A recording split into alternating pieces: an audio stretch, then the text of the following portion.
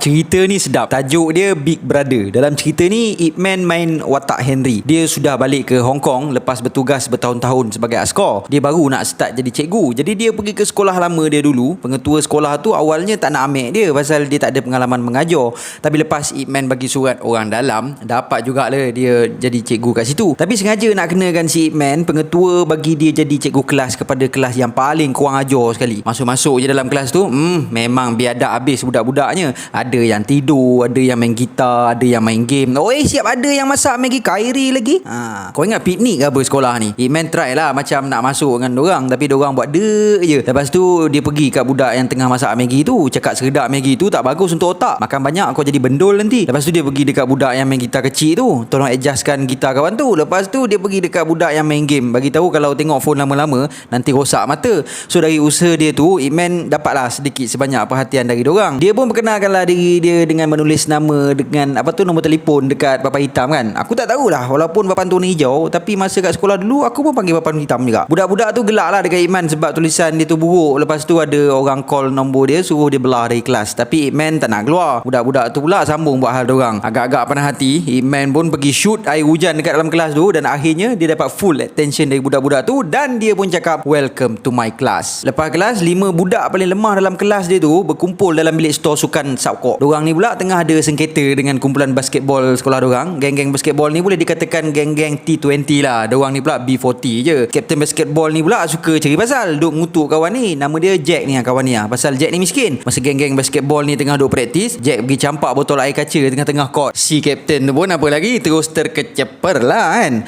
Dorang berlima pun gelak lah, tapi kenalah masuk kelas tahanan jap. Tapi dorang berlima ni bijak. Dorang pergi prank cikgu tu sampai tumpah habis air atas meja dia. So terpaksalah cancel kelas tahanan sebab cikgu tu nak kena kemas meja dia. Kat sini kita boleh tengok pengetua tengah stres sebab Pak Menteri nak potong 20% dana tahunan sekolah tu. Sebab laporan kemajuan sekolah tu memang teruk pun lah kan. Yelah, budak-budak main-main masa kat sekolah, mana maunya. Hari berikutnya Ip Man pun nak masuk lah kelas dia mengajar. Dia tak tahu budak-budak tu nak prank dia, tapi dorang pun tak tahu ini budak Wing Chun kot. Lah dorang yang lencun. Terkejut dorang. Lepas tu Ip Man tahu yang Jack ni merokok. Lepas tu dia minta rokok kawan tu. Lepas tu Ip Man tanya budak kerinting ni, nama dia Zufa. Suruh dia namakan bahan-bahan yang ada dalam rokok. Lepas Zufa jawab betul, dia pun dibenarkan untuk balik awal. Budak-budak lain pun tak berhati lah kan. Ip Man pun cakap okey, nah ambil seorang satu. Dia suruh dorang tengok baik-baik rokok tu. Ip Man pun bagi tahu, rokok ni dek tak bagus, ni agenda Yahudi. Kalau korang hisap, nanti korang akan mudah ikut puak Illuminati.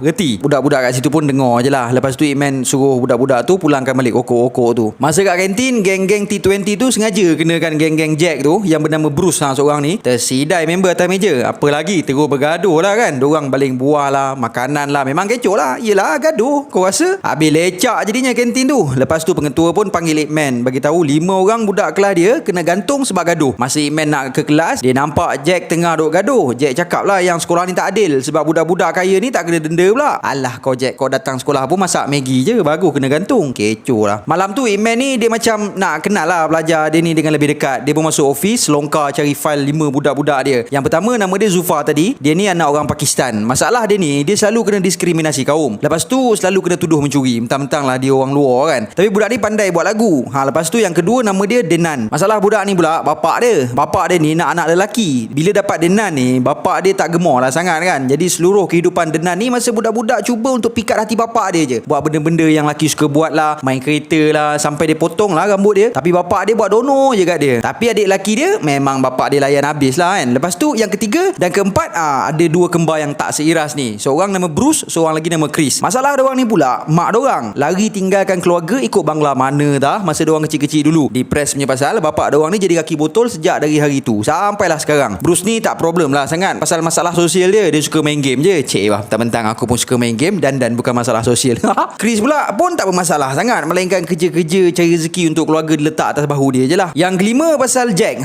Jack ni misteri sikit pasal tak ada maklumat pasal budak ni. Scene berikutnya kita boleh tengok Jack tengah bekerja dekat sebuah restoran. Lepas tu Jack tengok ada seorang mamat veteran MMA masuk restoran ni jumpa kawan-kawan dia. Jack ni pula bangang, dia boleh nak curi lighter kawan tu. Memang kena beduk lah member. Diorang tengok Jack ni rupa-rupanya budak sekolah. Yang si fighter tu bagilah Jack duit dan offer kerja kat Jack jadi grab hantar makanan kat gym dia. Okey, lepas Ip Man ni dah tahu serba sikit pasal background 5 orang budak bebal dalam kelas dia, dia pun pergilah ziarah rumah budak-budak tu. Mula dengan rumah Zufa. Tapi tiba-tiba nampak Zufa tu lari dari bapak dengan geng-geng bapak dia ni pasal dia mencuri tiket. Ip Man pun tolonglah Zulfa tu mula-mula, tapi lepas tahu Zulfa yang problem, Ip Man pun minta maaf lah bagi pihak Zulfa. Ip Man pun pergi bawa Zulfa pergi lepak dekat jambatan. Jadi sebab Ip Man tahu yang Zulfa ni pandai buat lagu, dia panggil Zulfa nyanyi dan ramai lah yang dengar. Seronok lah kan si Zulfa tu. Cantik, seorang dah dapat. Hari berikutnya Ip Man pergi jumpa bapak kembar tu pula dan cuba pujuk bapak diorang untuk pergi ke rehab untuk kebaikan anak-anak dia. Lepas tu kat tempat lain Ip Man terserempak pula dengan Denan yang nak bawa kereta tapi tak ada lesen. Ip Man pun bagilah tazkirah sikit, sesungguhnya memandu tanpa lesen itu berdosa dik. Apa kata ikut cikgu pergi ke go-kart. Race lah kau puas-puas kat sana. Tapi Ip Man ni bijak, dia ajak bapak Denan tu sekali join. Denan pun race lah dengan bapak dia. Tah macam mana go-kart diorang terbabas. Denan sikit je lagi nak kena angkut dengan lori. Bapak Denan ni ingat Denan dah selamat dah, nangis lah bapak dia kan. Denan pun sedih dan sedar yang rupa-rupanya bapak dia sayang jugalah dekat dia, dan dia pergi peluk bapak dia. Hari berikutnya Bruce dengan Chris dan beberapa budak lain dihantar ke pusat rehabilitasi untuk menginterview seorang pentegar alkohol. Terkejutlah diorang, si pentegar tu bapak diorang sendiri. Dua-dua pihak tak tahu sebenarnya dan sah-sah lah tu plan Ip Man kan. Jadi bapak diorang pun ceritalah, dulu saya ada bini saya pergi lari dengan jantan, jahat, dia buat saya macam monyet. Lepas pada tu saya terus jadi penagih alkohol sampai saya lupa saya ada 2 anak yang ambil berat pasal saya. Apa lagi, banjirlah sesi itu kan. Lepas tu kat tempat lain pula, Jack rupa-rupanya dia terima offer fighter MMA sebelum ni tu. Si fighter tu bagi satu job bahaya punya kat Jack, suruh dia dadahkan opponent dia dalam match nanti. Mula-mula Jack tak nak, tapi dia kena paksa untuk buat juga. Jack pun terpaksa lah buat. Dan yes, sebab dia orang kata budak baru lagi kan, jadi tak cekap lagi lah. Memang kena cekup lah. Jack pun kena beduk, lepas tu kena kurung dalam loker. Tak berapa lama masa Ip Man pun datang. Memang hero lah dia ni. Ip Man tanya, kau nampak tak budak tinggi macam gini datang kat sini? Diorang semua of course lah menipu kan, tapi Jack dari loker tu meronta-ronta. Ip Man pun apa lagi, sup-sap lah bantai diorang. Tapi yang jadi problem sikit masa dia nak kena lawan dengan seorang fighter MMA kat sini. Badan besar bagak gitu memang payah ha. Tapi jangan bimbang adik-adik, ini pelajar Wing Chun brother. MMA ke MMB ke, selamba je dia sekil. Cerita pasal Ip Man belasah fighter MMA pun viral lah. Apa lagi, gila kau, sekolah cikgu jenis kebangsaan belasah fighter MMA kot. Terus viral lah satu sekolah. Budak-budak kelas dia pun terus jadi hormat dekat ni cikgu Wing Chun ni. Lepas tu adalah sikit flashback pasal siapa sebenarnya Ip Man ni dulu. Dia dulu pun bukannya senonoh sangat, suka prank sekolah dia, baling belon air lah, terajang patung tak bertangan kaki lah, patahkan jari pemain piano sekolah dia lah, sampai kena buang daerah lah kan cerita dia. Alright, lepas tu berbalik pada cerita semasa. Kita boleh tengok budak dia mula bagi perhatian, belajar rajin-rajin, semua nampak macam orang lah sejak dari hari tu, kecuali budak Bruce ni Dia ni nampak ketinggalan sikit pasal rupa-rupanya dia ni main biji. Jadi dari kalangan pelajar-pelajar Ip Man, dia paling benar sekali. Yelah, kawan kaki high, kaki lalok, kaki jedak-jeduk punya perangai, Ip Man pun janjilah dengan Bruce untuk tolong dia apa semua. Tapi Bruce jadi tension pasal exam dah dekat sangat dah. Sampai satu tahap Bruce cuba bunuh diri. Koma kejap lah dia dalam hospital, dan lah media buat cerita nyalahkan insiden Bruce tu kepada sekolah dengan Ip Man. Sampailah Ip Man terpaksa diberhentikan daripada mengajar. Bila Ip Man dah nak belah dah, budak-budak dia minta dia lah jangan pergi kan. Tapi memang tak boleh nak buat apalah, ni sekolah dik, bukan pilihan raya nak pakai undi-undi. Jadi budak-budak tu pun bertekad untuk belajar dengan rajin-rajin supaya semua dapat A untuk bersihkan nama Ip Man. Bahawa Ip Man adalah seorang cikgu yang baik, power, terror.